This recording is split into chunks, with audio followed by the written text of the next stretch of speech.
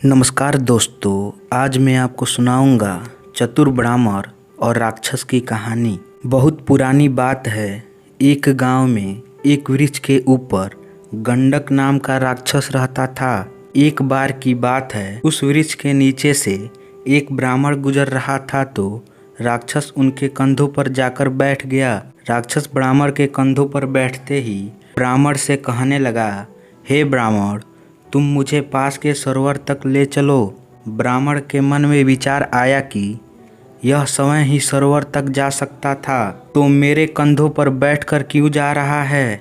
ब्राह्मण ने डरते डरते पूछ लिया, तुम कौन हो और मेरे कंधों पर क्यों बैठे हो। राक्षस बोला, मैं एक राक्षस हूँ और मेरा नाम गंडक है और तुम मुझे सरोवर तक ले चलो, नहीं तो मैं तुम्हें खा जाऊंगा। ब्राह्मण ने राक्षस से पूछा, तुम खुद ही सरोवर तक क्यों नहीं चले जाते। राक्षस बोला, मैंने प्रण लिया है कि मैं गीले पैर जमीन पर नहीं रखूंगा, इसलिए मैं तुम्हारे कंधों पर बैठकर जा रहा हूँ। ब्राह्मण उस राक्षस को सरोवर तक ले गया।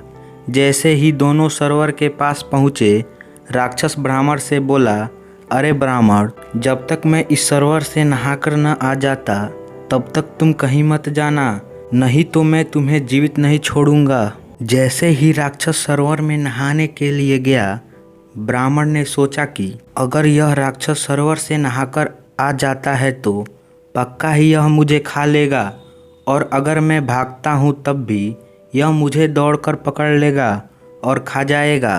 तभी ब्राह्मण को एक बात की याद आई जो उन्हें बातों ही बातों में राक्षस से पूछ ली थी कि राक्षस ने तो गीले पैर जमीन पर नहीं रखने की कसम खाई है।